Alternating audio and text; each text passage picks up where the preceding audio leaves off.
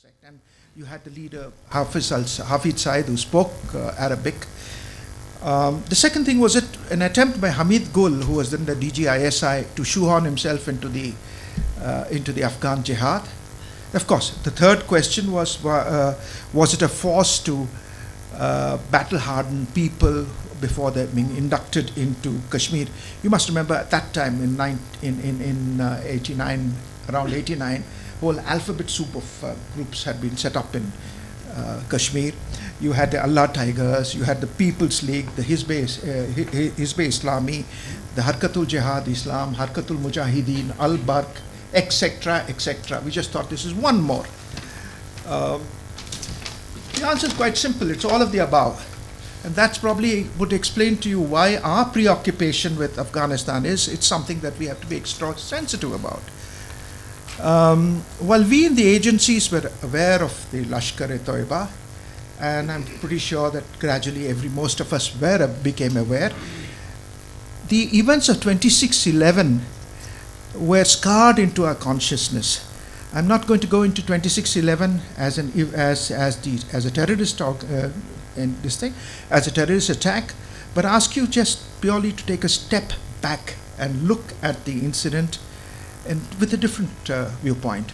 Here is a bunch of Punjabis who probably have never been to the sea before they joined the Lashkar-e-Tayyaba, being trained to take to the seas, navigate hundreds of kilometers over the seas, cross, and shift and transfer from one boat to another on 3 occasions. Ask any naval officer about this, and he'll tell you it's an extremely complex operation. It was more than a terrorist operation. It was a special forces operation. A special forces operation by a bunch of irregulars, highly trained by the ISI and the Pak Army. Professor Fair will doubtless tell you about their links. There is an outstanding bit of investigation into the event by a Pakistani police officer called Tariq Khosa. If you people want to look at it, just go Google Tariq Khosa, Dawn, and you have his article there. It's much of what he's investigated has come into our own case against Kasab and gang. This is the police case, but as far as we know what the links to the Lashkar, it's Kasab's testimony, it's David Hadley's testimony, and definitely some intelligence information that we had then and later. What were the messages for us? One was purely terror, as we know, but also a message from Pakistan that they had the special forces capability amongst their irregulars, and this was something that could be used against India whenever they want to. In fact, there is a subsequent event. I'm sure Professor Fair would talk to you about that, where the Pakistan Army used the Lashkar as a special forces unit, but not in India. This was in Salalah in Afghanistan in November 2011.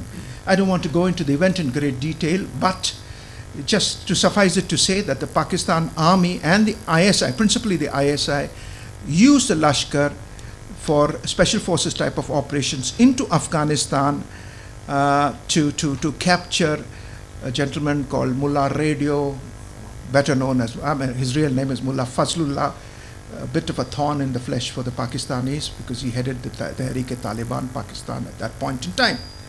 Demonstrator, the only answer, for lack of a better answer, I would only say this much, that the Pak Army was concerned that a civilian government, in this case Asif Zardari, could take forward Musharraf's 4-point plan.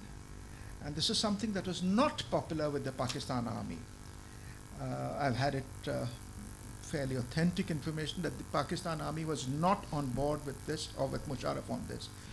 And maybe they just panicked that Asif Zardari would take this, carry on this dialogue. And Asif Zardari did speak in September 2008. He spoke about no first use. He spoke about there's a bit of India in him and a bit of Pakistan in Indians and etc. etc.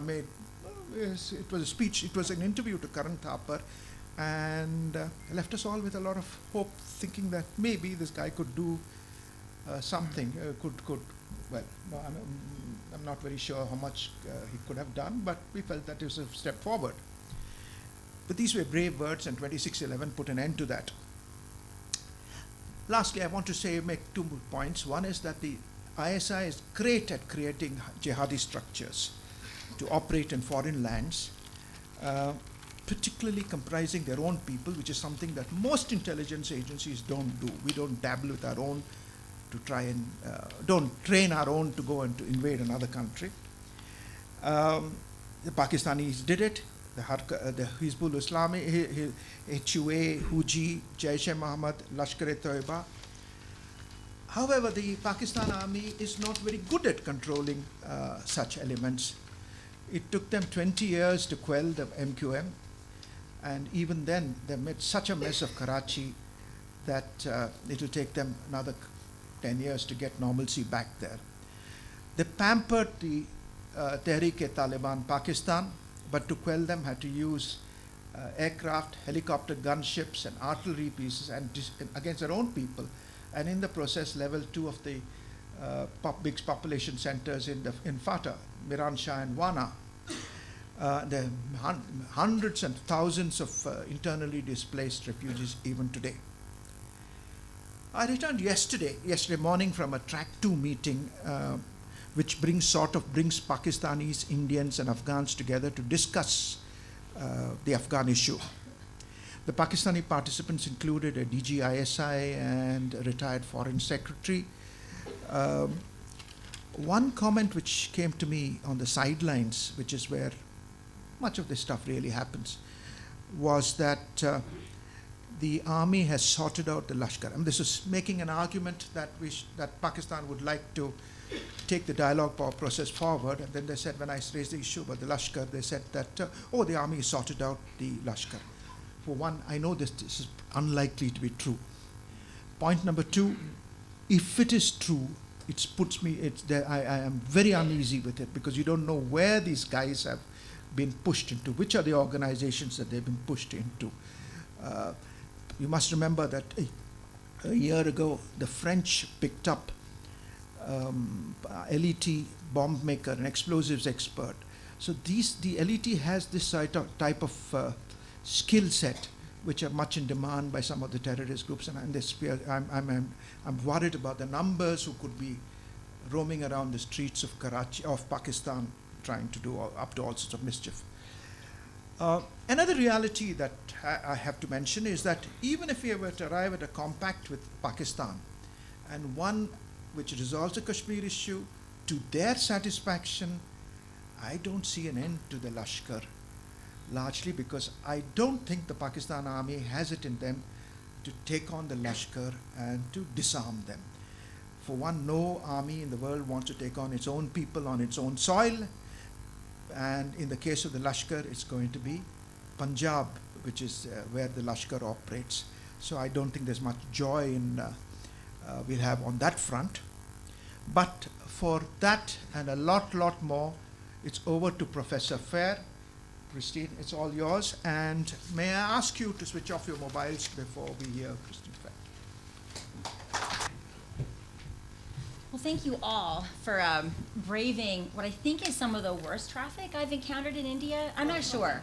It's not quite bad as Dhaka, but it's up there. But thank you all for coming, and thank you all for hosting me. So I think our discussions are going to dovetail, because I'm mostly going to talk about what the Pakistan Army does and why. And it'll be pretty obvious in places where groups like Lashkar-e-Tayyaba come to the fore. What I do want to point out is this picture that's on this first slide. So the artist is Saira Wasim. She is a Pakistani, she's actually an Emedi, and I've been very lucky that she's let me use her work on the covers of my book. So the reason I'm going to talk about this painting very briefly is that we often think about the Pakistan Army as this giant, frightening gorilla. But we also forget how completely pusillanimous this Pakistan Army is. So the Pakistan Army was so upset by the cover of this book that they actually ordered Oxford University Press to not use it in the Pakistani version of the book, right? So, I mean, the Pakistan Army is just such a strange animal that on the one hand, so many of us are absolutely afraid of it. But on the other hand, it can't even take ridicule in an obscure painting on an even more obscure book. So many years ago when I was at the Rand Corporation, which, is it okay? Is something wrong? Okay, awesome. So many years ago when I was at the Rand Corporation, which I actually call the Rund Corporation because it's a Beltway bandit, I was tasked with conducting one of the first assessments of Cargill. And even to a junior analyst as I was, it was very apparent to me that this was not a war that made sense if you thought about it from the traditional point of view of game theory, right? It was pretty clear that Pakistan had absolutely no chance of winning, and it was pretty clear that India was going to respond in the way in which it was. The only thing that was a little bit surprising was the way in which the Americans acted, coming to India's side, and even China basically threw Pakistan under the bus, right? So if we were to come up with a game called India and Pakistan, and we were to have a bunch of 14-year-olds play it, the 14-year-old that got stuck with Pakistan would figure out that this was useless and would run off and do something else, right? So if a bunch of teenagers could figure this out, why hasn't the Pakistan Army, right? So this wasn't necessarily the question of that project, but it was the question that really began churning. Clearly, we're not understanding something about the Pakistan Army when if we look at the wars it began and subsequently failed to win in 47, 48, 1965, and 1999, as you know, 71's a little bit different, we see a similar set of strategies and they all result in the same way, right? Why is this organization doing this? So if I had had a little bit more wisdom under my belt, when I met with Jahangir Karamat in the conduct of this project, he had explained it to me, but I really didn't quite grasp the importance of what he was saying. And Jahangir Karamat's probably the most decent army chief that there's ever been. He lies because he has to, but he doesn't like lying, and he typically signals that I'm about to tell you something really ridiculous, and I'm so Sharif, I feel really bad, and he blushes. I mean, he's just such a decent guy that he's a horrible liar. But he actually said something really truthful. He said, look, we have to take calculated risks, because if we don't, then the Indians will think that we have simply acquiesced. Now, looking back, I now understand exactly what he was saying, right? The Pakistan Army is like an insurgent. Like, let's take, Khalilzad. Sorry if that was a Persian joke, if you got it. Khalilzad wants us to believe that just because the Americans aren't winning, that we can convince the Taliban they aren't winning. Well, sorry, Khalilzad, that's a bunch of bakwas. And the reason is, an insurgent doesn't have to defeat us, right? It simply has to prevent us from defeating them. And in a nutshell, that's how the Pakistan Army is, right? It is actually an insurgent army. It knows it can never defeat India, but for it to stop trying to challenge the status quo would be to acquiesce. And so Pakistan will, through whatever means available, and those means have evolved over time, will take these calculated risks whenever it feels the need to. So if you don't understand this, and you think of Pakistan as a traditional security-seeking state, you're going to pursue different policies to handle this policy problem. And indeed, that's largely been how the Americans understand the Pakistan puzzle, right? If there's just a few more F-16s we give it, it will feel secure in its borders, it will stop taking pungas with India, and by extension, it will stop trying to mess around in Afghanistan, and peace will miraculously bloom in South Asia. And in fact, every president that's come to fore, with the exception of the current illustrious Gruppenführer, you have had presidents say, Kashmir is the most dangerous place on earth. They've tried to persuade India and Pakistan to have these kumbaya moments. Of course, Barack Obama did this. And you also see people talking about a grand bargain, right? That if we can somehow resolve Kashmir, we resolve Afghanistan. Barnett Rubin and Ahmed Rashid put this forward when they were working for the special representative for Afghanistan and Pakistan in the early years of the Obama government. The problem is if we understand Pakistan to be a security-seeking state, we are going to constantly try to do things that make it secure, right?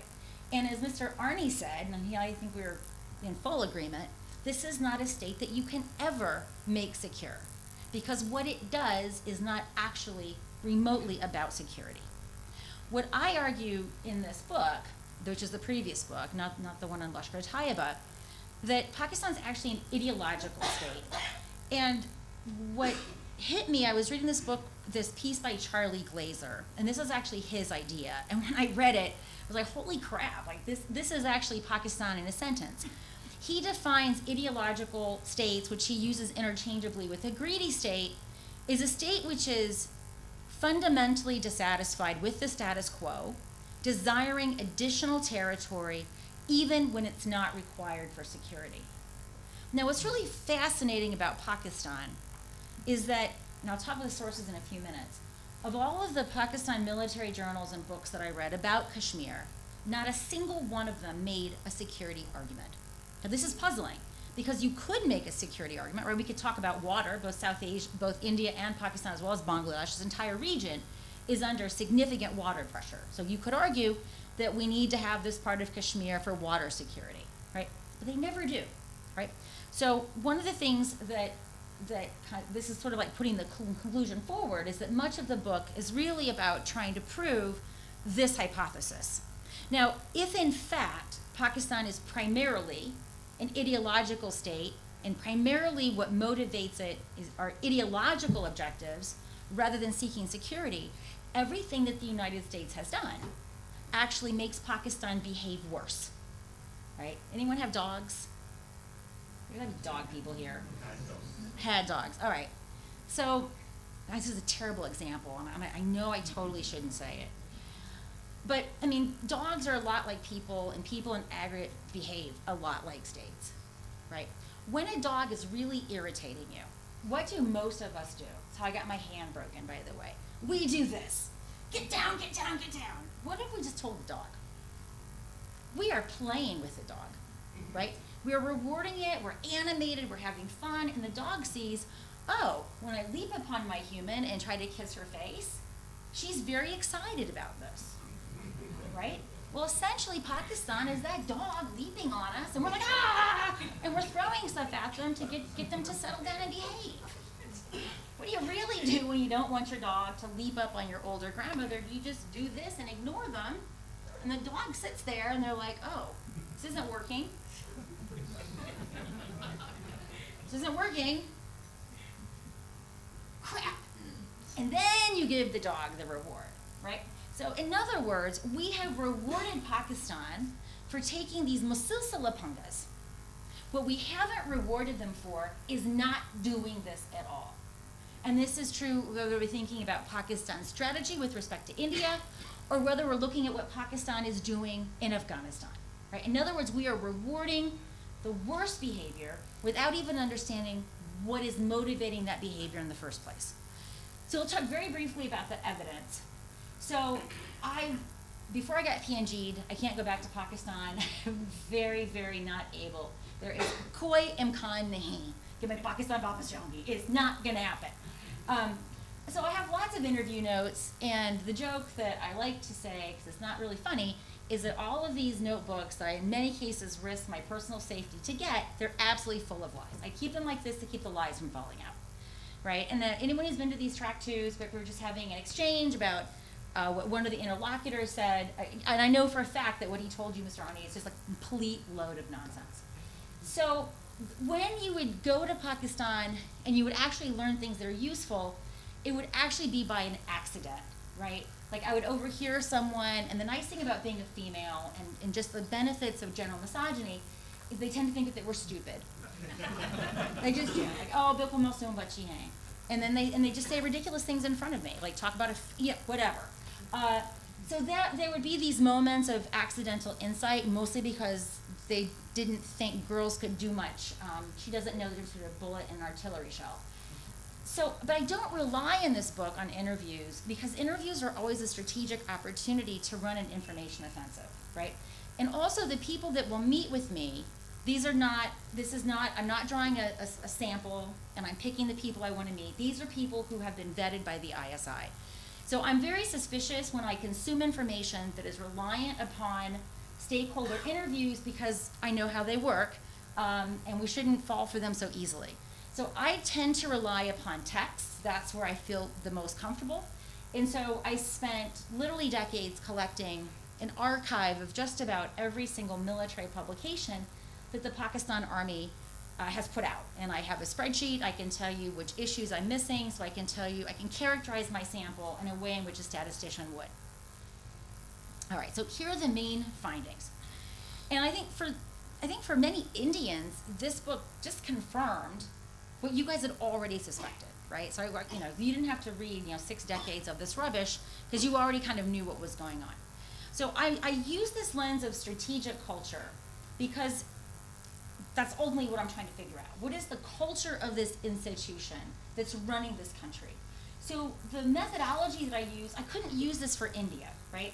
If I were to do a comparable exercise for, say, the Indian Army, it would tell me nothing about how India behaves, right? Because if Pakistan is over-militarized, India is unmilitarized, right? The military, and the Army is the biggest of the services, has virtually no seat at the big person table, right? There's no chief of defense staff, and this is by design. I think Steve Wilkinson has a very lovely book about this.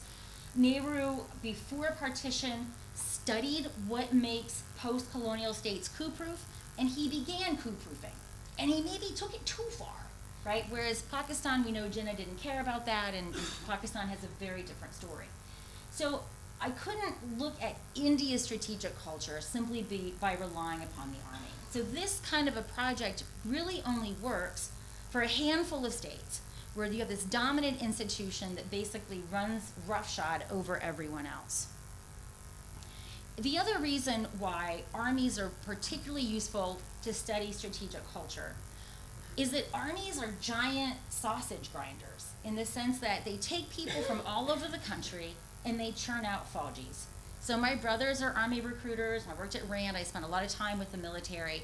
Whether they were from New York and they had a Bronx accent, or whether they were a hillbilly, at the end of the day, they were Faujis. And if you see them in a row and you see them walking, I would be very hard-pressed to pick out my brother from the lot of them, right? And there's this fascinating thing that happens. No matter what your personal beliefs are, you are disincentivized from expressing them if it conflicts with the institutional ethos. So we have an observational problem, right? So many of you that go to these track twos, when these Faujis are finally out of uniform, they say such kumbaya things, which they would never say when they were in uniform, right? So we don't actually know if these people actually believe that then, or if they just want to be in the track 2 circuit. By the way, you really want to test this? Put the track 2 circuits in a shithole. Am I wrong? Track 2, they're in Thailand, right? They're in Sri Lanka. They're not in like Rakhine. So you want to see how the test of that is, let's see how truthful they are. Oh, we're going to track 2, and we're going to do it like in friggin' Syria. See you there, right? It's not going to happen.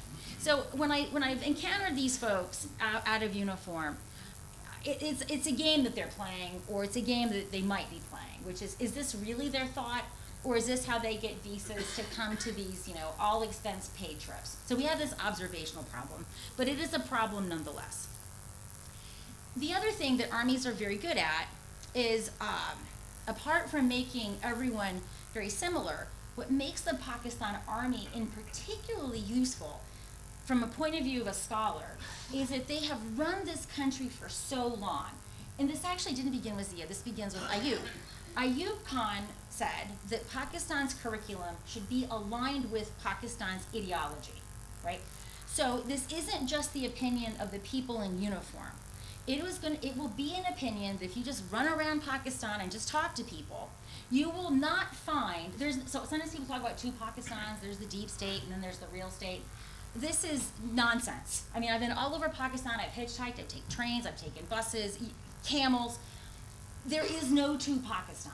What you have is an observational problem. Again, when elites get together, elites like seeing other elites, And they're not going to get those visas and these, free vacations if they actually said the crazy stuff that people actually believe, right? And I'm not just trying to put water on the Mombati Walas. Actually, I kind of am. Stop wasting candles, because this is not going to happen. There is just no light. The other thing the Pakistan Army's been very, very good at is getting the media to comply.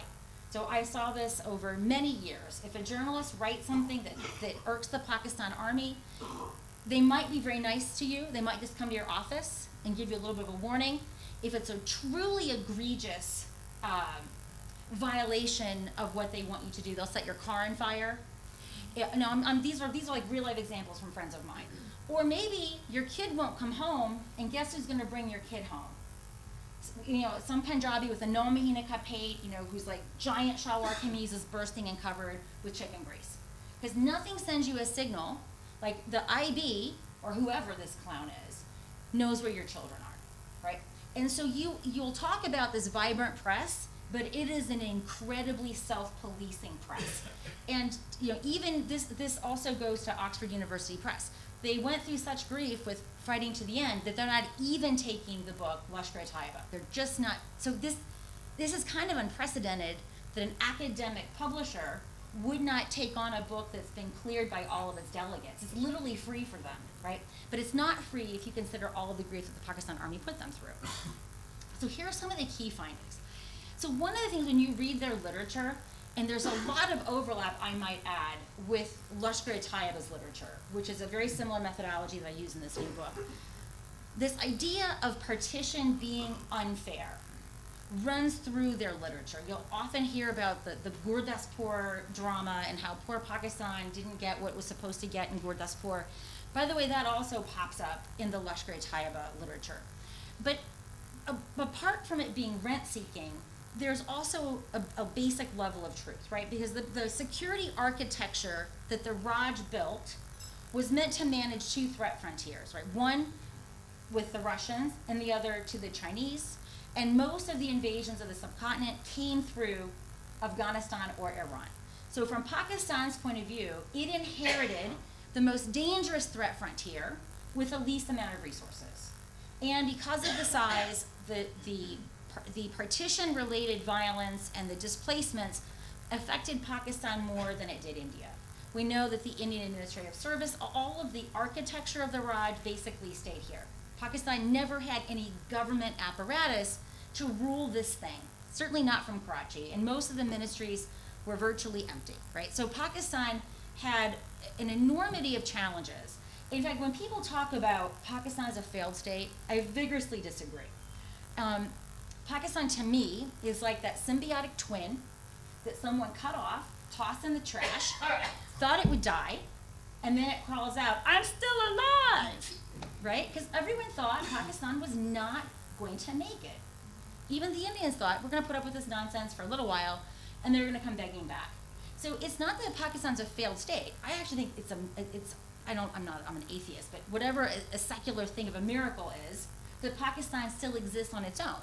I mean, when I was a kid, we had these toys. They were called Weebles. They look like eggs. Weebles wobble, but they don't fall down. That's really Pakistan. You can throw anything at this state, and it gets right back up to take another punga. I mean, it's remarkable. Even after 1971, where it's lost half of its territory, half of its people, and a good chunk of its territory, in their military writings, after 1971, they're saying, we're the only ones that can stand up to the Indians. And you're like, really? That's what you call it? So it's just truly remarkable that Pakistan is able to think this way, but it does.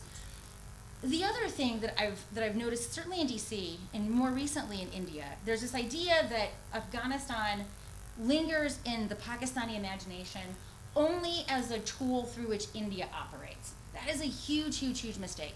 And I'm sure most of you know this, but Afghanistan was a problem for Pakistan really from the beginning.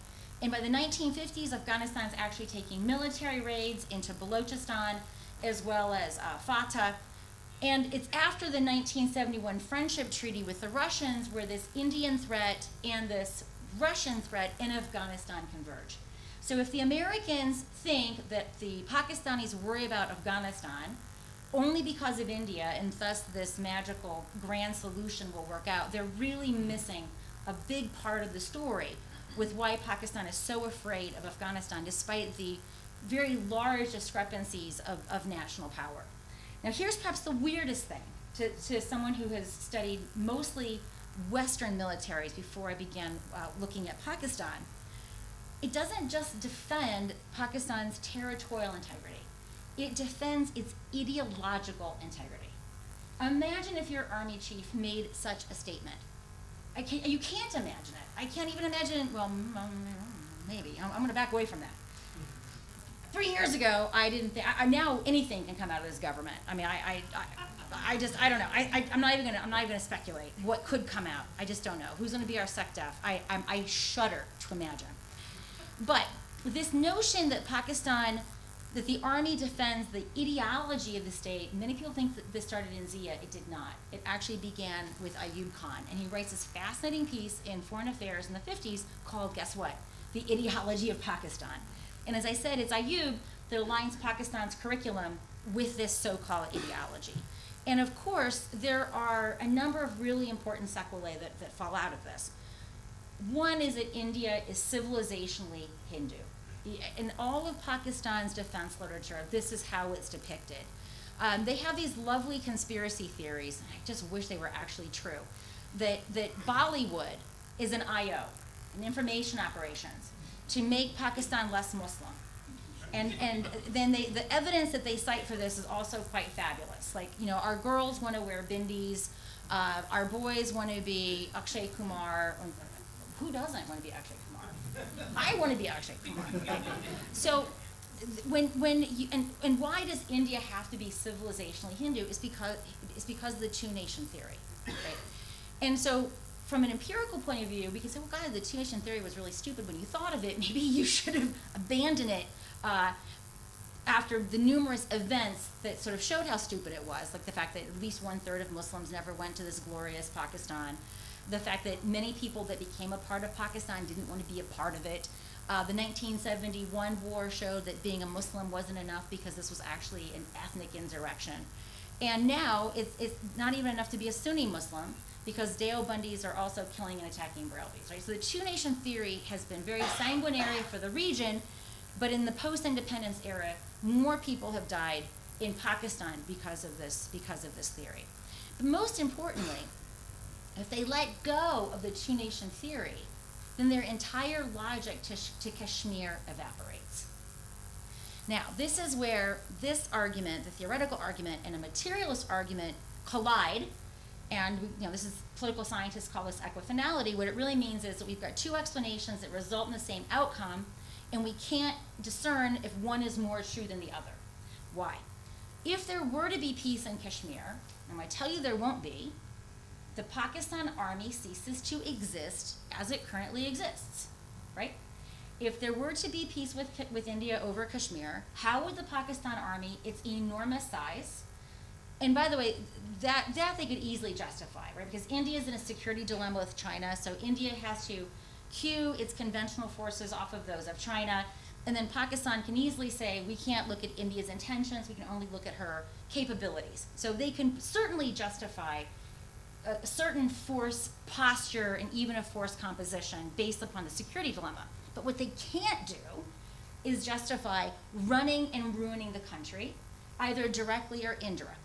What they cannot do is say, we're going to take whatever piece of the budget and y'all can go beg for the rest, right? If there were actual peace, the army would not be able to be the single most political force in this country. And by the way, it's by a similar argument that I do not believe Khalilzad is going to deliver peace. Because just in the same way that the Pakistan army cannot survive peace with India, it also cannot, by extension, survive peace with Afghanistan for a similar set of reasons, which is a whole other lengthy discussion. So to sort of wrap up the finding sections of this, what we see in this army literature is not only is the Pakistan army resisting the territorial status quo in Kashmir, right? This is what Jahangir Karamat, in retrospect, and I understand, they're always going to take these calculated risks. But you also see in Pakistan's military literature that Pakistan's job is to retard India's rise in the international system. And so it's fascinating, right? The Pakistanis, well, this is from an outsider, I think it's fascinating. India has an issue with projecting power.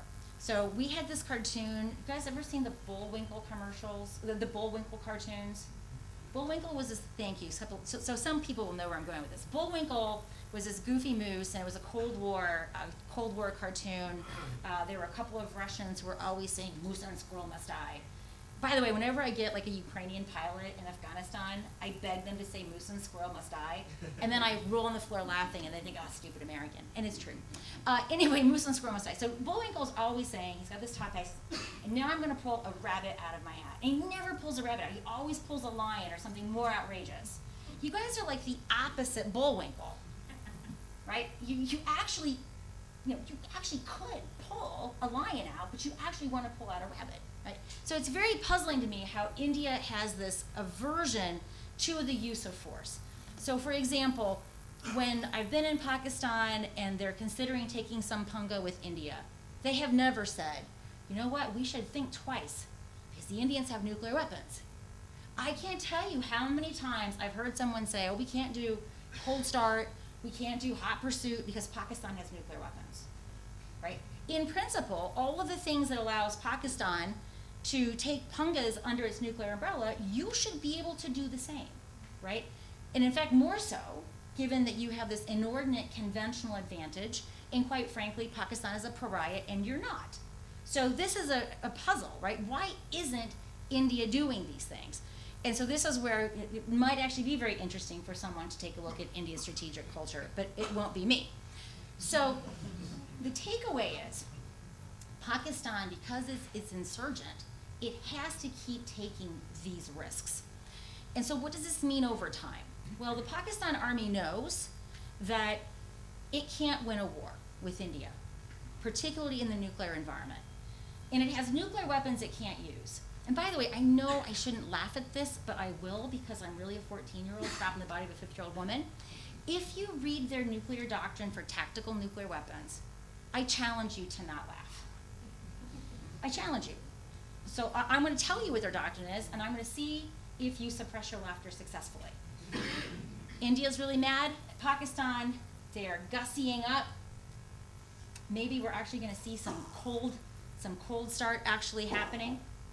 Pakistani says, wait, I'm going to do an airburst over Sialkot with a tactical nuclear weapon to scare you. Okay, you guys should be laughing at this. Right? I'm like, well, that's a really great idea, India. Just pretend you're going to cross the IB and see if they do it. I mean, you're not going to lose. If they take out some parts of Sialkot, that doesn't suck.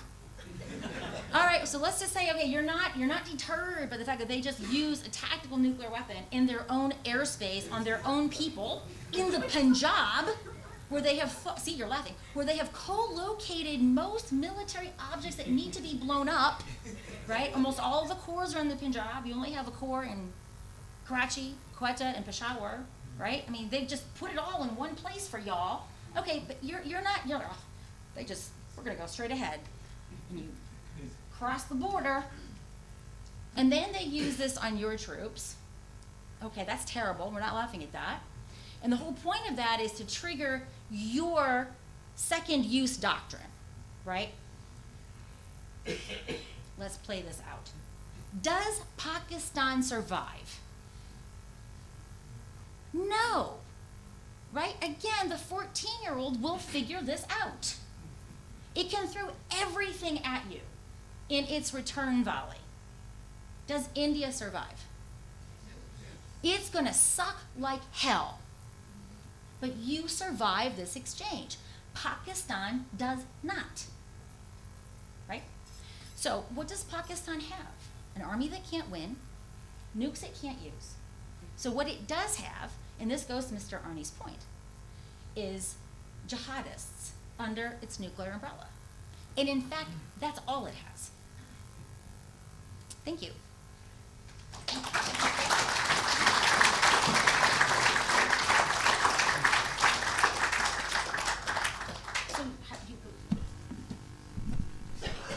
Before we throw it open for questions, I'm going to take my prerogative of asking you a question. You've had this strategic depth being phrased differently. You had Fraser Tytler talking about fusion in the 40s. Then you had Ayub Khan talking about confederation and between Pakistan and Afghanistan, and confederation with the Muslim states, non-Arab Muslim states, etc., etc. Finally came down to a federation. Then you had that strange doctrine of strategic depth coined by Aslam Beg. It's peculiar because strategic depth is a concept where the army has territory to withdraw in the event of a war.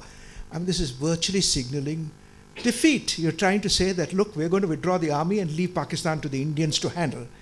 That's this. But having said that,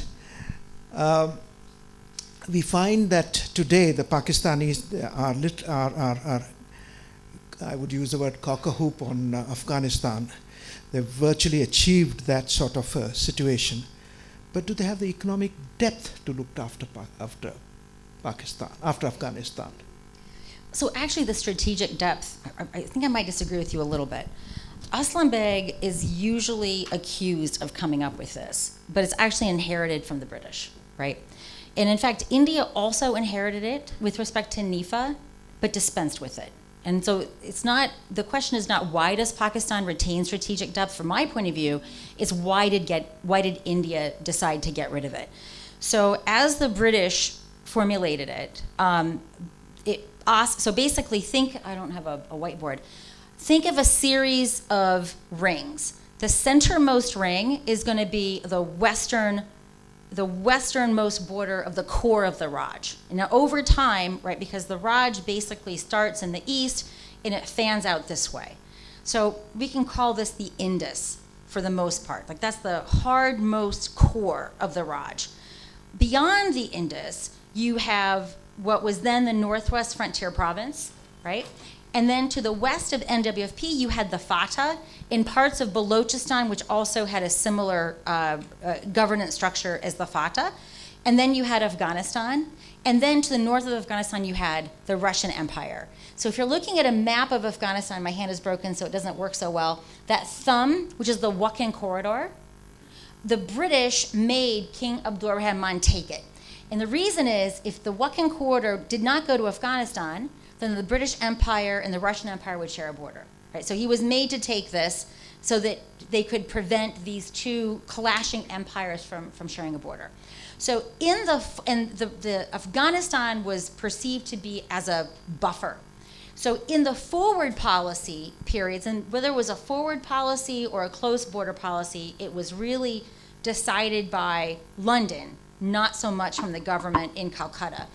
So the forward policy would be the British troops would be in Afghanistan being very directly involved. And this would happen when London felt Russia was being more aggressive. At other times, for example, when you had the Caliphate movement, you had a withdrawal to a close border policy, which is they were mostly focusing upon protecting their assets, and then they ruled through a series of tribal arrangements. And so throughout time, generally they oscillated between this. So what you see in Pakistan is exactly that, right? That they've had these different kinds of policy preferences for different regions. So going to your question about the economic wherewithal, so Pakistan, oh, no, by the way, so what made Aslam Beg's notion of strategic depth different, as you noted, was that it was literally a place to stick assets in retreat. But for most of Pakistan's existence, what strategic depth meant political depth, which is to say they wanted a regime in Kabul that would keep the Indians out. And this has a lot to do with some of the very earliest problems with Afghanistan, right? They didn't want the Afghans manipulating in Balochistan or giving a fillip to Pashtun irredentism. And then especially after 71, they see the Indian hand behind this. And there is evidence for Indian hands at different points in time, right? So strategic depth, I think, has a lot of misunderstanding. But going to this economic issue, My read is they don't really want to govern Afghanistan. In fact, Pakistan prefers a state of chaos that it can manage, right? Because it's not responsible for anything. What it doesn't want is a stable Afghanistan, which is close to India and close to Iran, because that kind of Afghanistan is most injurious to Pakistan's interests. So it would much rather have chaos. It would much rather have some form of the Taliban come back. Because what's funny, the Taliban didn't deliver any of their asks. Like, they never talked about settling the Durand Line. The only thing the Taliban did was keep the Indians out, subject to Panjshir. And you cannot estimate or overestimate what a valuable good that was for the Pakistanis.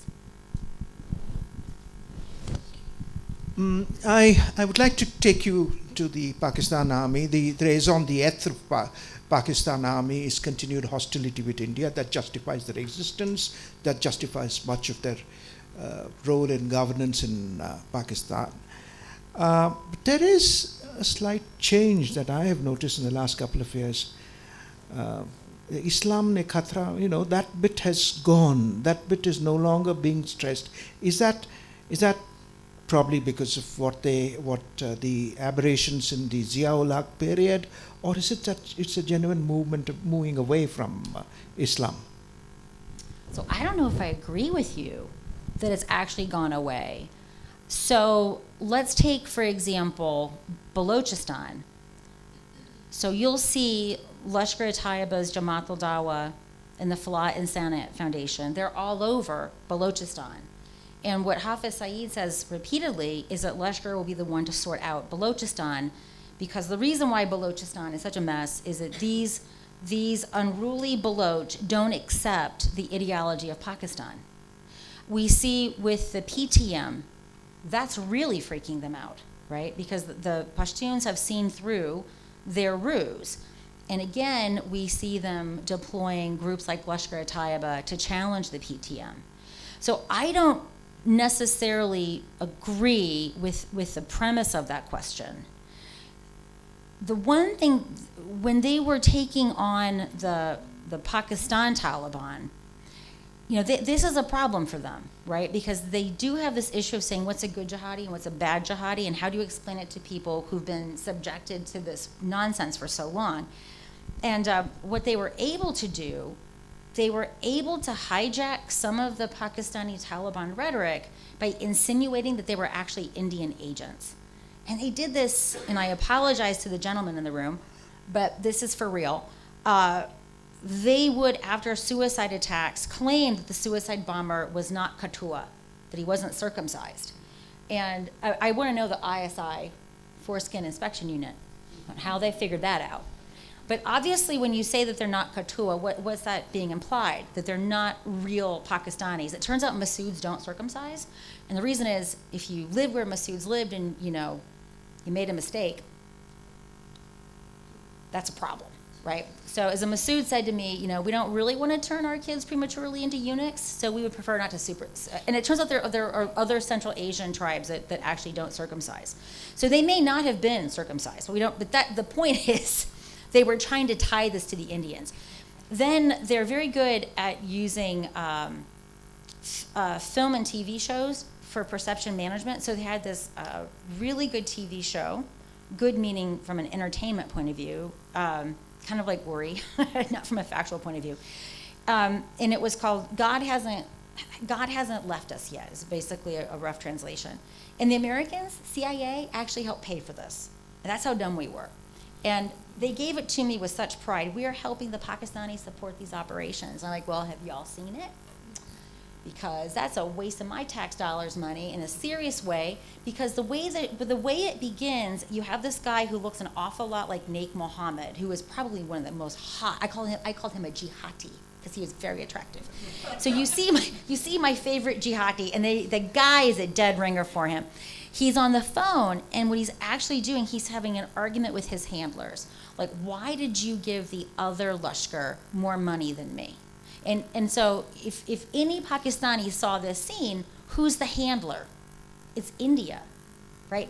So we may have paid for this ridiculous TV series and we may have encouraged support for the operations, but the guys and gals writing the check at the embassy do not understand why.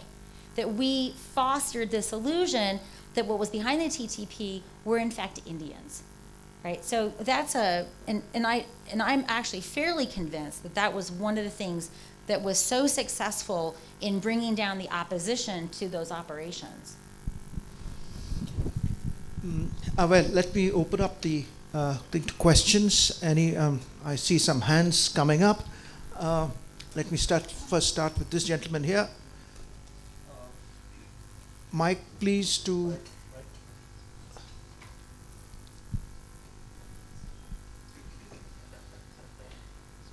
You explicitly said that the Islamization began more with Ayub than with Zia.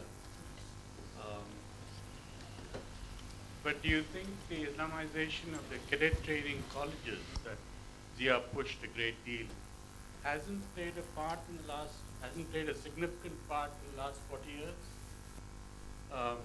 Just a comment in addition to that. Instantly, the forward policy apparently started with the British East India Company well before London directly got involved. So there's a lot of speculation about this with the Pakistan Army. So the fact is we don't have any data, right? So, and the Pakistan Army is demand constrained, right? Meaning that they have fewer slots for people that want to join the officer corps, right, than there are people, right? Which means that they can pick. This also means that once you're in the Army and you've entered the Zia period, you have a huge incentive to keep your mouth shut.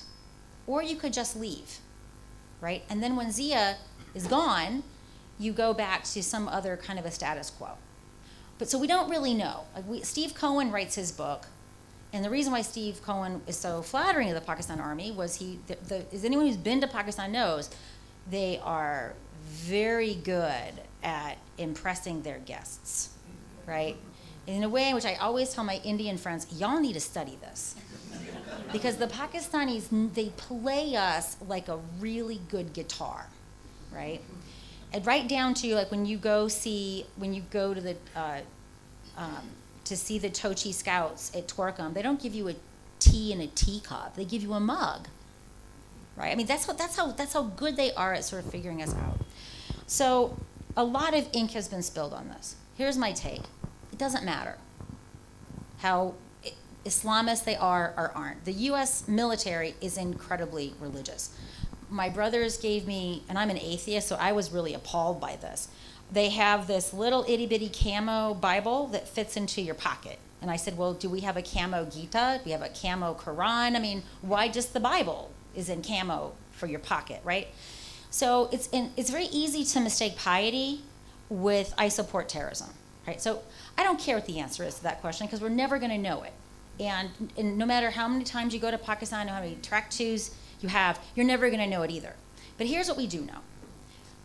What do we care about? What we care about is the Pakistan Army going to give nuclear weapons, materials, or know-how to the wackadoons and use it on our enemies, or use it on our friends, right? That's what we care about. Well, whether or not it is or is not more Islamist, we know that the Army's been infiltrated multiple times. And they've been infiltrated at really important and surprisingly sensitive areas. So after the Lal Masjid attack, to go free the Chinese prostitutes, which by the way, there's a fabulous backstory to which prostitutes were taken. They didn't just take any old, Mamuli Chini Rund. They took specifically the prostitutes that were servicing specific ISI officers that were seconded to oversee certain militant groups. So the Chinese said, let my prostitutes go. This was an incredibly clever move by the guys and gals at the Red Mosque. So after that invasion, they responded by doing a suicide attack at the Tarbela mess, and they specifically targeted the SSG unit that raided the Lal Masjid, right? That is a level of infiltration that would have been unimaginable 15 years ago. And we also know from these other events that around folks with the rank of major and below have been involved in these infiltrations. These are ranks that don't get screened by the ISI as heavily. Once you get promoted from major to light colonel, there's a lot more scrutiny. If you get picked up to go to Quetta, there's a lot more scrutiny. And we also see a lot of involvement of Air Force personnel. And the Air Force don't really get scrutinized at all relative to the Pakistan Army, right? So I don't care if they're Islamized or not. Here's what I know, that we are seeing infiltration in the Pakistan Army in a way that we had never seen before. And whereas I never previously lost sleep over the nuclear weapons materials or know-how going missing, because they were usually large, unmated in their barracks, as they proceed with tactical nuclear weapons, for those things to be tactically viable, they have to be forward deployed. And forward deployed means they're more easily susceptible to theft. So whereas 10 years ago, if we had this discussion, I would say, stop buying the bull because they're using this argument, pay me before I shoot myself. And I would just say, tell them to Goldie Mardo and let's see what happens. Now I actually think we have to think about this in a more serious way. Because of the ability of these militant groups to get into the military, because of the pursuit of tactical nuclear weapons, and then there's this other doctrinal thing, when they move the materials around, mostly for denial and deception, they use soft-skin vehicles. So if someone knows when the things are moving, there's virtually nothing you can do to stop that interception. So I don't care if they are. We have enough data that says we have these vulnerabilities along these different pathways, and it's not improbable that these different vulnerabilities could coincide.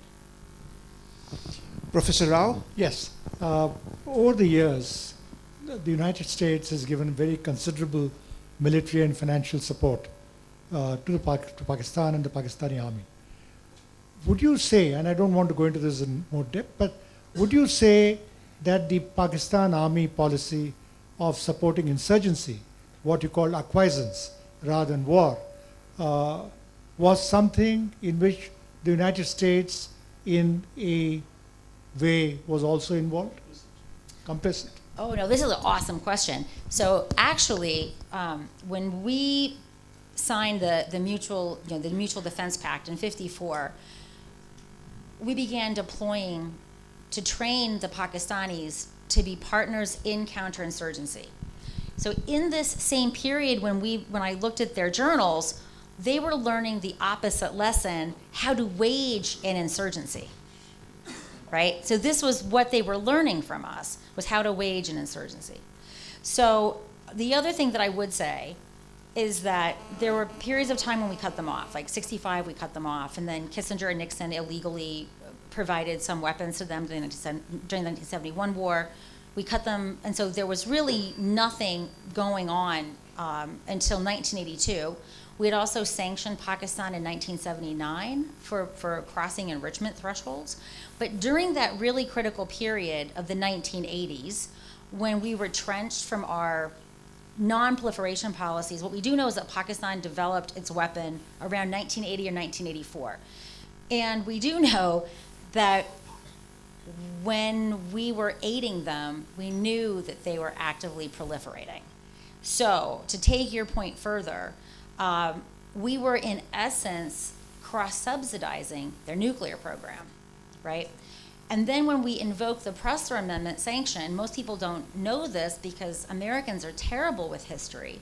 Americans will say, after the 1998 test, well, see, those sanctions didn't work. And I'm like, well, dude, that's like using birth control after you're already pregnant, right? How could those sanctions applied in 1990 stop you from acquiring a weapon that you had already acquired at least 6 years prior, right? So I think I'm a scathing critic of U.S. policy towards Pakistan. I would say in this post 9/11 period, we've done a very similar thing. A country is under numerous Chapter 7 statutes in the UN. They are obliged to not let their country be used to stage terrorist attacks. That's their friggin' job. That's what a responsible state is supposed to do. But we have paid them to do this through coalition support funds, which has been a very lucrative reimbursement mechanism, right? So what have we done? We've basically incentivized them to keep producing terrorists because as long as they have terrorists to kill, we can pay them. You know, it's like that Vietnam urban or probably rural legend, which is like we incentivize people to go catch rats. We paid them $1 a rat, and we found out they were farming rats. Well, Pakistan farms terrorists, right?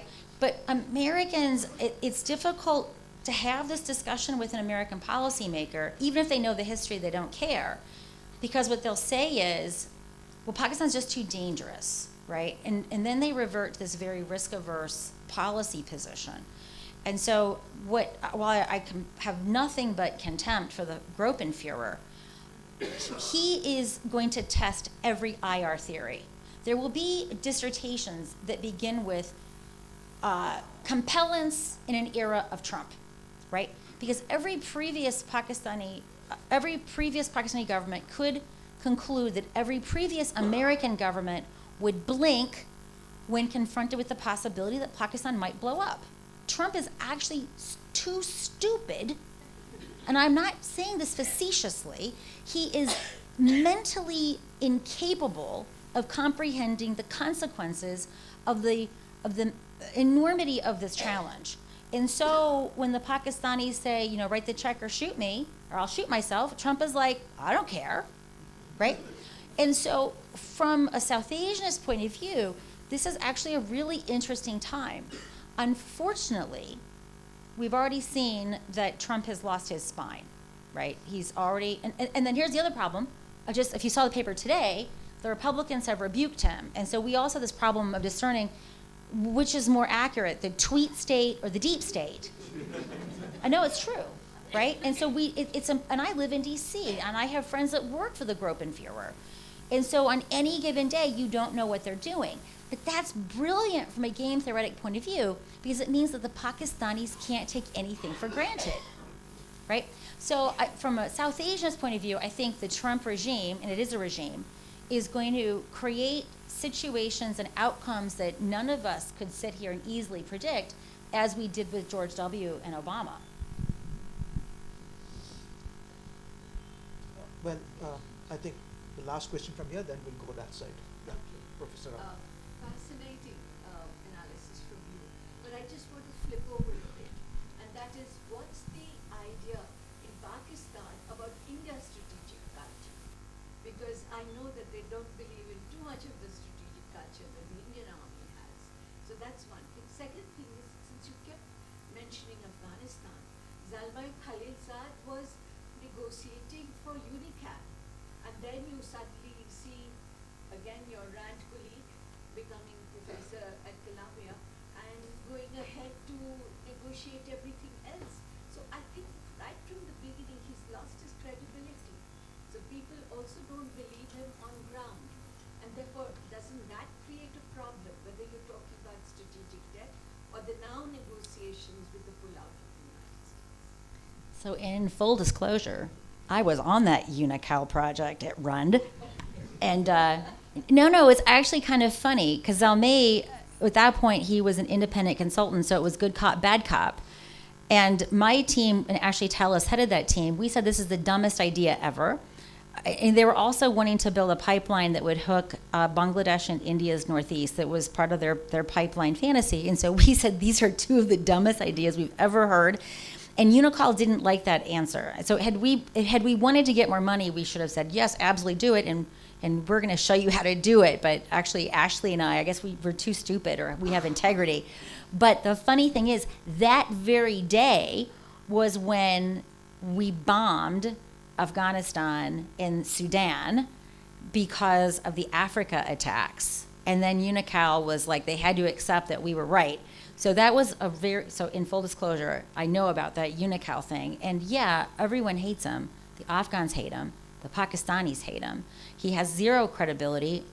From my point of view, all he's trying to do, Trump has said this repeatedly. I mean, the thing about Trump is that although he's a liar, he also says these bizarrely truthful things. Like he'll say, well, yeah, I'm going to do this stuff for votes, and then I'm either not going to be elected, so it's not my problem, or I'm going to be reelected, and it's still not my problem, because I'm not going to contest elections again.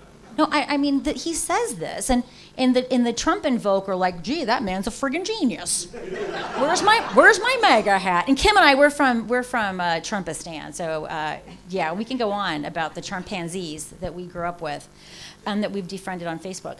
So that's also the situation with Afghanistan, right? He wants to be able to say by 2020, I told you, we're out. I kept my promise, because he's all about keeping stupid promises. He just keeps a list. The wall matters only because he promised the Trump invoke to build a wall. The fact that I can put a rope over it and climb over his N billion-dollar wall matters not. The Trump invoke want to see this. So Trump has zero regard for what happens in Afghanistan, because he has no skin in this game. He'll either be reelected, in which case the Trump invoke don't care, and it'll be someone else's problem, as it was in 2001 after a disastrous policy in 1990. So in essence, we are going back to 1990, right? Except it's worse, because now we have ISIS in the mix. So, and then about India's strategic culture. The perception. Well, so this is where they're actually they have two conflicting beliefs at the same time, and they deploy whichever is most convenient. So on the one hand, it's the Hindu army, and I know this is terrible, but when you read their Pakistan Army Journal has orders of battle, orbats from Quranic battles, and they'll say number of Momin, that's the Muslim faithful, and the number of Kuffar, like not the Muslim faithful, and then they'll have a ratio of Kuffar to Momin. And the Momin are outnumbered 100 to 1, 10 to 1, depending upon the battle. And the outcome is always the Momin win. That's where they got that crazy idea that one Muslim is worth 10 Hindus or 100 Hindus, depending upon what you're reading. So on the one hand, they think that the Indian soldier is pusillanimous. And if given a whiff of grape shot, he will run, right? On the other hand, when they want to play up the Indian threat to the Americans, they will say, oh my God, this is this big behemoth that wants to tell the neighborhood what to do. All the neighborhood hates it. And, it sucks to be us. And so you should give us more money in F-16s. And so so when they're talking to a domestic audience, they'll deploy either of those depending upon what the information operations objective is. Any questions from this side? This gentleman here, Akshay.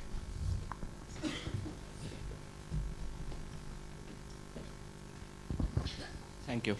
My question is that given the Pakistan Army's strategic culture, which is almost like that of an insurgent as opposed to a regular army, and given the unique way in which they define victory and defeat, where if they live to fight another day, then that's victory, what options does India really have for strategic compellence in this kind of environment? I mean, honestly, you're screwed. And obviously when you write a book, you have to put forth some ideas because like a reviewer makes you do it, none of which I have any faith in. So speaking just, if we were at a bar and we'd kick back a couple of scotches, this is what I would say to you. And I think what India, the status quo is not the worst of ideas, right? So let's put things in perspective. Every single day on Indian roads, you lose more people than you do in an entire year of terrorism, right? You do. Every day, it's a massacre.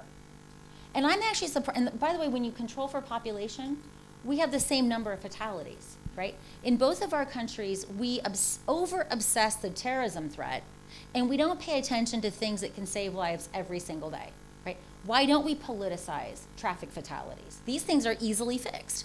Roads suck. Our cars aren't safe. We don't wear any number of things, right? We don't politicize that.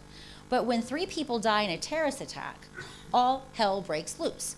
So, I mean, there is an argument that political scientists have made that both, in fact, democracies, I think it's particularly true of our countries, that we've overinvested in the terrorism problem, and that has opportunity costs for investing in other kinds of institutions. And these are discussions that I think democracies have to have.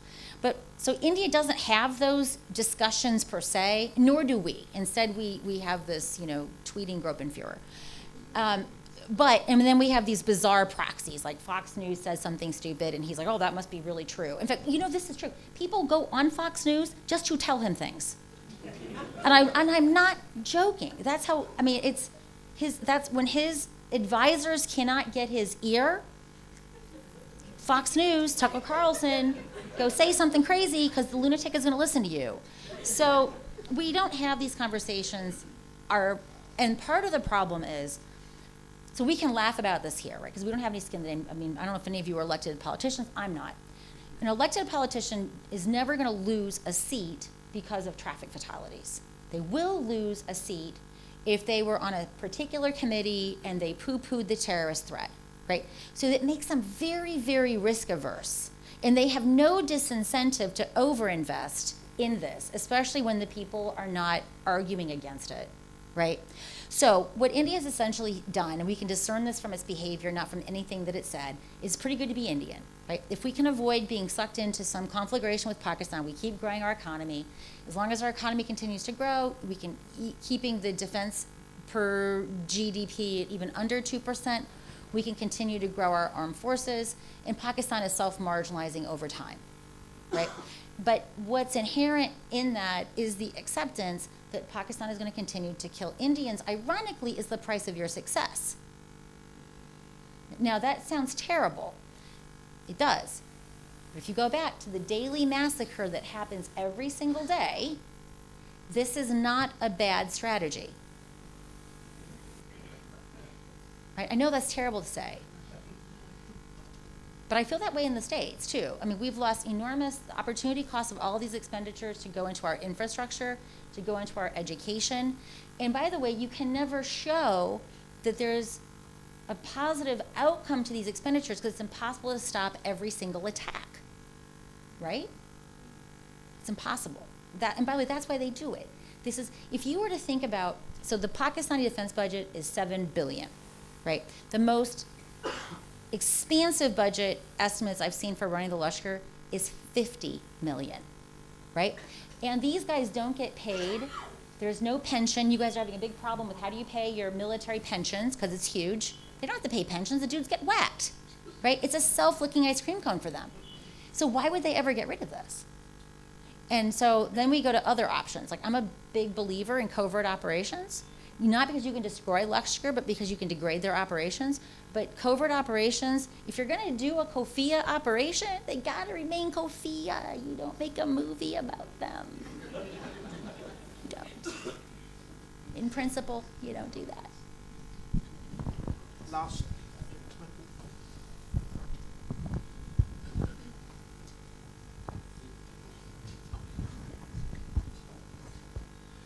Good evening, ma'am. US is pulling its troops from Afghanistan. So what should India do about it? Like, should India move their troops there too? I mean, like that's one question. The other one is like, why do we need not to secure the western border of India? So the other question is like, why do we need to have the track 2? I mean, like, do we still need to continue that? I'm sorry for that. So I agree with you on the track 2. I just think it's a bunch of nonsense. But it's not bad to have elites get together over vacation places, but one should not confuse anything that is said in those track 2s with anything that maps onto reality. Track 2s are always fictional, right? And because if a Pakistani actually came in and said, I declare jihad on you, I'm always going to declare jihad on you, they would never be invited back, right? No more vacation for you. So this is straightforward incentivizing this kind of behavior. But you were going to answer the first part. Well, I've been dealing with Afghanistan for quite some time. I think one of the most disastrous things we'd ever do is to have boots on the ground. Let's not even think on those lines. It's just be cannon fodder. Next question. Dr. Fair, thank you for an absolutely brilliant exposition, but I want to pick up on something which might not be very popular in the room. Question is, you actually have a failed state that has survived for more than 70 years, and as you say, that what the army thinks is what the population thinks, so there's a congruence. There isn't this resentment against an entity that not only sucks up 7 billion, but sucks up all the private sector companies. The Fauji Foundation is huge. You've got all of that, and yet you've got a population that thinks that that is indispensable. Could you just walk us through about how does this wonderful PR exercise continue to be put to the domestic audience in Pakistan? Thank you. So that's a really good question. And so let's play out a hypothetical, right? Let's pretend that there is this domestic population that gets sick and tired of the Fauji. Now, by the way, this does happen episodically. And the army is so good at engaging in these self-correctives, right? So let's think about that. They lose East Pakistan in 1971, and with a handful of years, they're back in power again, right? So they're constantly calibrating what's going on with the population. So in 2009, the people were very upset with these military operations in Fatah, so they send out the message that the fighters are not circumcised, right? When the Army Corps commanders decided that Musharraf was no longer a burden that could be tolerated, it wasn't the black coats that got him out, it was the Corps commanders, right? And then Kiani set into place a series of policies that were the anti-Musharraf, right? He reopened whatever moderation on Kashmir, he undid it. He made 2008 the year of the soldier. I mean, everything that Musharraf did, he undid. So let's just pretend that, how do we get there? So how do we reverse engineer a state that we would like to see? This is very hard to do for the following reason. We have a collective action problem, right? So the United States gives bilateral aid. It hasn't given bilateral aid all year. But there's always someone who's willing to fill in the blank, right? So right now we have a problem with China, right? China, and we give grant aid, the Chinese give loan aid. So you can actually look at the American outflows and where we decline, the Chinese increase. Now, by the way, that's a whole other issue for India, right? Because from my point of view, I'm happy if China takes over the Pakistan soup sandwich. You want to eat that soup sandwich? Khane though, I don't care. But for you, it's a nightmare, right? Because you may have a Hamba and Toda redux, right? And so you basically have a sovereign port at Gwadar, and you've got obviously one at Hamba and Toda, and you also have one at Charpiu in Myanmar, and if they get their way in Chittagong, they'll have one there too, right? So you're going to be literally, and then obviously Djibouti. So every place where you possibly care about, and then we saw what happened with Malaysia, right? This is the Chinese model. So nonetheless, how do we get there? Well, the first thing would have to happen is that when the Pakistan army tells the rest of the country to go fend for themselves, that they actually can't. And so far, that's never happened. And it largely hasn't happened because when the Tatti hits the Panka, the IMF rides to the rescue, right? Well, not this time, right? And the Americans, and part of it is because we don't want IMF payments being used to subsidize CPEC. So I've been arguing for an IMF cutoff for ages. And so this is going to be an interesting experiment, right? Because what's always happened in the past when you've had this, ikhtilaf emerge between these two segments, there's always been foreign funding that lubricates it. Well, now we don't have this. And on top of it, we've got Chinese debt, which is ever more extractive. And as the Pakistanis learn about this, I think in fact, one of the most pernicious things about CPEC isn't Gwadar at all, it's agriculture. The Chinese are having access to Pakistani lands, and they're growing food to feed Chinese on Pakistani soil when it is water depressed. So this will probably be the closest time we're going to have in real time an experiment to see if IMF cutoff will cause this kind of turbulence that we're talking about, and can the army massage it? Now, I go back to the collective action problem, because who else is completely worried about Pakistan? The Saudis and the Emiratis, right? And we've already seen that they are very willing to bring sacks of cash over. So trying to keep everyone on board so that someone's not writing, basically handing a sack of money is really critical to seeing if this kind of divergence happens. So I will have to see. By the way, I don't necessarily trust that the U.S. will follow through by withdrawing support at the IMF. We don't have a plurality of votes. We have the largest number of votes, right? And they'll have to cobble together like a true axis of evil to replace our votes. But so we are, I think, right now the closest we've ever been to being able to run this experiment. But I'm gonna make a bet they're gonna muddle through. because this place is the most stable instability. Questions from this side? Oh, there's one gentleman there.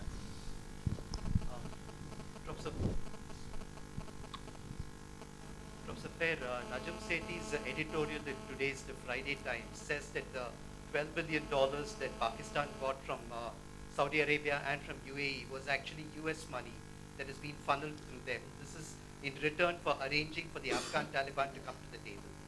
What do you think about that? Could it be true? Look who is running our country. There is no Ponzi scheme. This man is the head Don. I'm talking about Trump, of course. He is the quintessential mafioso.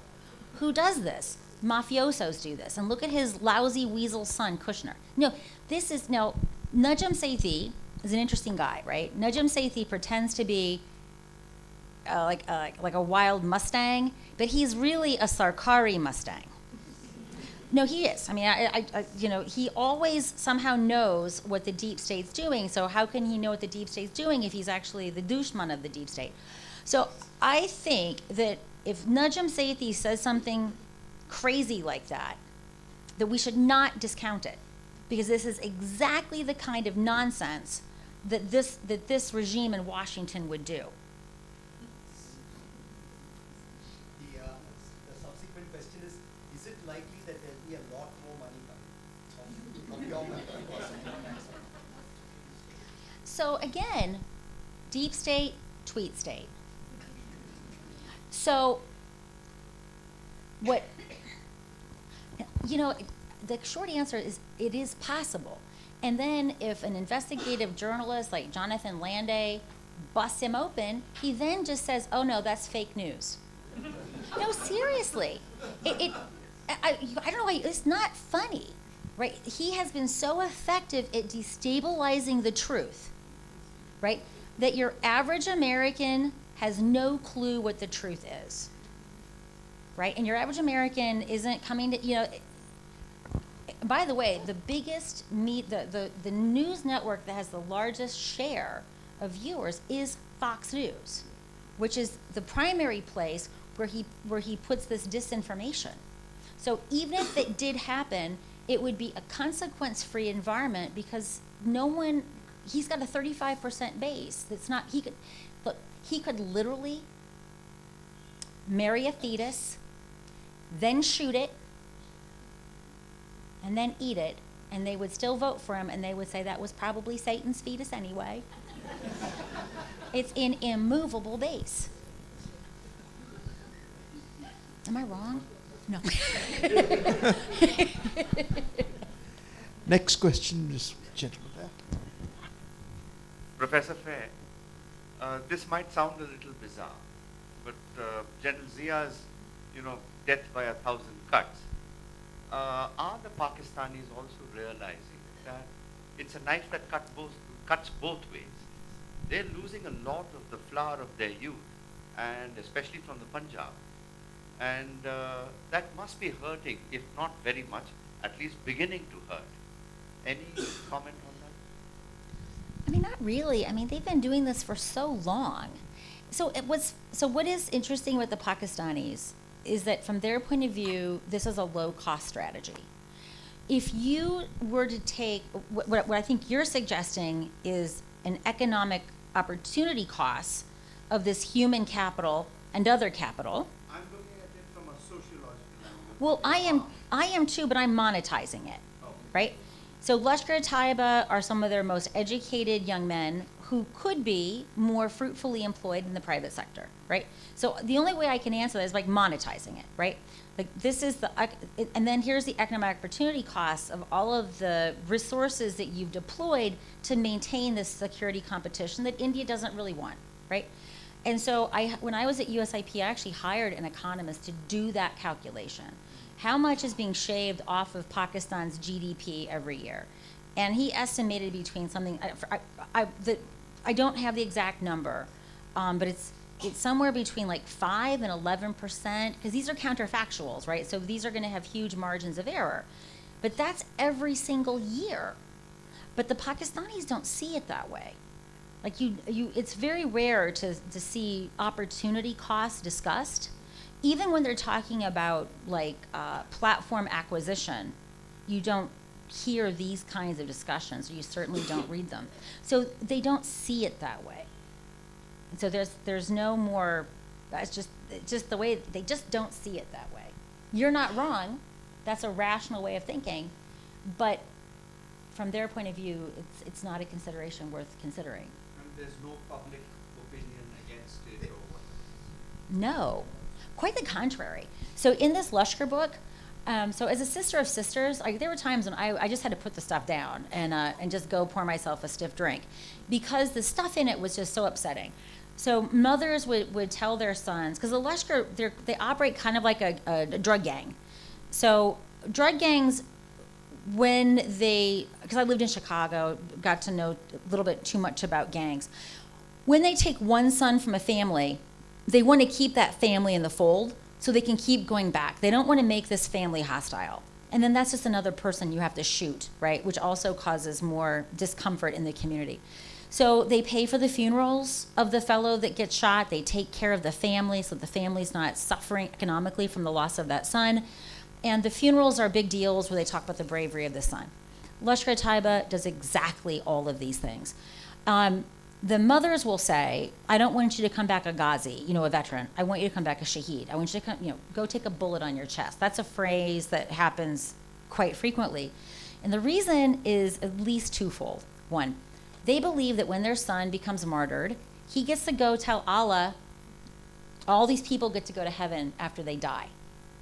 Right? And a mother will say this. The mother will say in her son's Shaheed biography, I told my son I want you to take a bullet on my chest so that you can bring us to heaven with you. I'm like, that's a lazy mom. You want your, really? I'm not a mom, but that's just bizarre to me. So you could then say, well, maybe that's just their propaganda. That's what they want mothers to say. Well, the one thing that's not propaganda is that the mothers become very esteemed when their sons become martyred. So, when a mother comes into the room, she's the mother of 3 martyrs, right? They instantly become elevated. And years ago, it was like a test survey of militant families. We didn't have non-militants, we only had militants. And so we found some evidence that they were also able to arrange better marriages for the surviving children, right? So it's pretty twisted, I think, is the way one should end the answer to that question. Extremely well established Christian minds. Oh yeah, you'll have jihadi families. And there's this poet, she was a contemporary of the Prophet called Al-Khansa, and she was notorious because she gave all of her male members to various Quranic battles. And these women will say, I'm a modern day Khansa, or she's a modern day Khansa, or you should be a modern day Khansa. So they, and then you'll go to villages and there'll be like a well dedicated to Falana Shaheed. So it's at the grassroots level. And before it became, until they knew that there were more observation, like when I was a student, you could just go in, they had dufters where you could just go in and recruit. Just like when you're, if you go to a shopping mall in the United States, you can go find a recruiter, Army, Air Force, Navy, Marines, if they're co-located. That's how open it was, right? It's literally at the grassroots level. So a number of years ago, and this was a journalist friend of mine who went through all of the ISI punishments. We were hanging out in Peshawar, and he was basically like a beat reporter, right? He didn't have any of this jihad stuff on his portfolio. So we were just sitting around, goof-de-gooing over chai, and I said, you know what? How long do you know none of these jihadi loons at all? How long would it take you to find yourself at a mujahid camp? You know how long it took him? 2 weeks. 2 weeks. And then he wrote this fabulous expose in 2004 called Back to the Camps. That was the last piece he wrote for the Herald. And you cannot imagine what the ISI did to him, because he reported that there was a serving ISI major at the camp. There were various serving officers who made sure that they were properly equipped, properly trained. 2 weeks. And then here's the best part of that story. It turns out that this is part of Pakistan's forest preservation policy because they're all on government forests that can't be polluted. Let me just add one thing. It's not as if there isn't any discourse in the army. Fasi Bukhari, when he retired as Air Chief or Admiral? Air Chief. He wrote a letter to Musharraf. He and Musharraf were batchmates or together at some stage. And that letter went into 3 pages. My dear Musharraf, etc. Musharraf was dictator, head of state, whatever. In that, in para 3, he says, for God's sake, Pervez, let's not lose one more generation to this obscurantism. I don't remember the exact words, but there's a time and a place for this. Let's look at the prosperity of our people first. Understand that Musharraf understood the sense in that, but there's nothing he could do. It was beyond him. Much, much beyond him. Anyway, last, I think it's 8:05. We are over time. So let's take 2 questions more. One from that gentleman and one from this gentleman.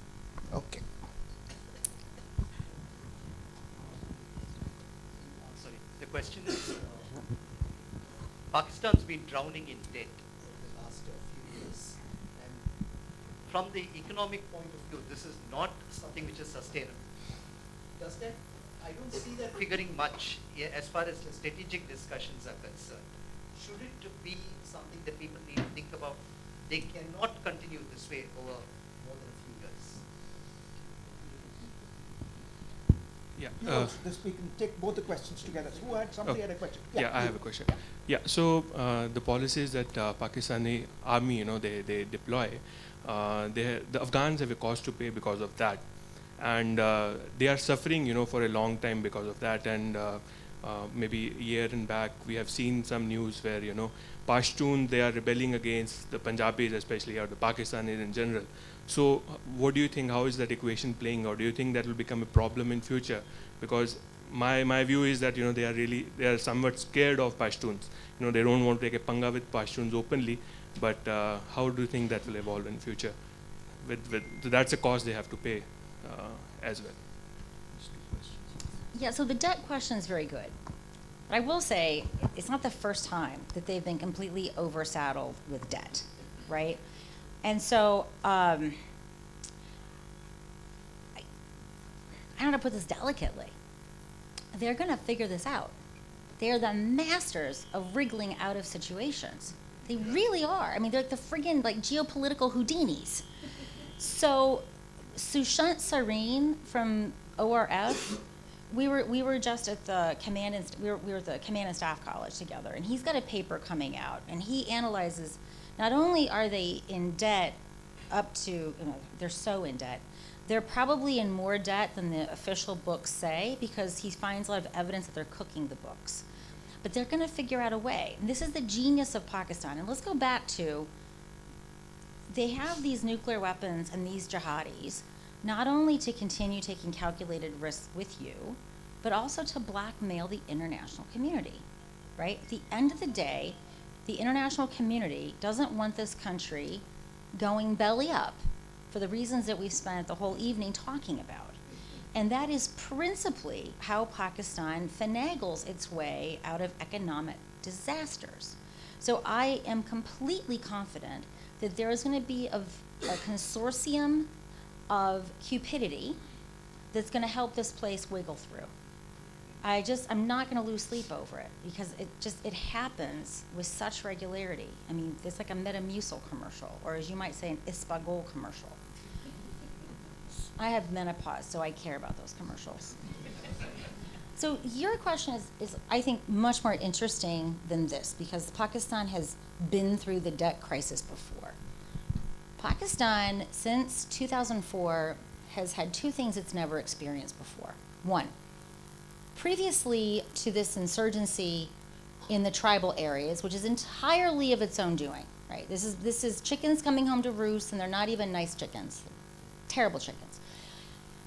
It is previously their first unit casualty would be in some way or another connected to an Indian, right? Maybe it's at Siachen where they could, it could be, he's died of altitude sickness, but they're there because of, the Hindu kuffar. Or maybe it was in Kargil, maybe it was in one of the wars, maybe it was just in cross-border shelling. But they can still say that this person was a shaheed because of Hindustan, right? Well, now your first unit loss may very well be attributed to a Pakistani. And not just any Pakistani, a Pashtun.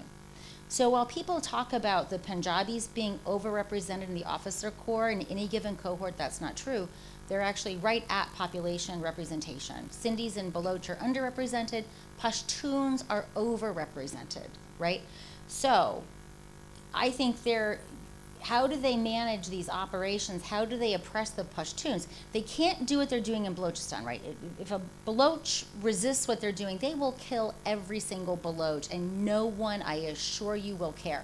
They're 5% of the population, 40% of the land mass. Punjabis are like Americans. Actually, BBC did this great interview. They asked Punjabis, where do you think Balochistan is? And they said, I don't know, maybe it's next to Iran, which is kind of true. But it's not, they didn't realize it was a province within Pakistan. No one will care. And by the way, there'll be no reporters there to report upon it, right? They can't do that with these Pashtuns. So there's a couple of challenges that they've never had to deal with before. One is this internal insurrection killing Pak Mil. Now let's think about this from a recruitment point of view, right? How will these officers that have been cutting their teeth through the last 15 years, how is that going to shape their strategic worldview? Now we'll never know when they're in office, when they're there. After they take their uniform off, we might know, right? So that's actually quite interesting. And I don't know how they're going to finagle this PTM, right? What they will probably do is a bunch of secret killings, right? There'll be strategic people picked off and killed. We already see them doing this. And then what they'll do is they're going to deliver massive bags of cash, probably laundered from Jared Kushner via Dubai or whatever fantasy holiday land he visits. So the PTM thing, though, is really real. And are you guys following the PTM movement? So there's the thing that really freaks the and if you really want to troll a Pakistani and you really want to piss them off on Twitter, say this: Ye jo dashat gardi hain, iske piche vardi hain. This terrorism that's going on, the uniform is responsible for it.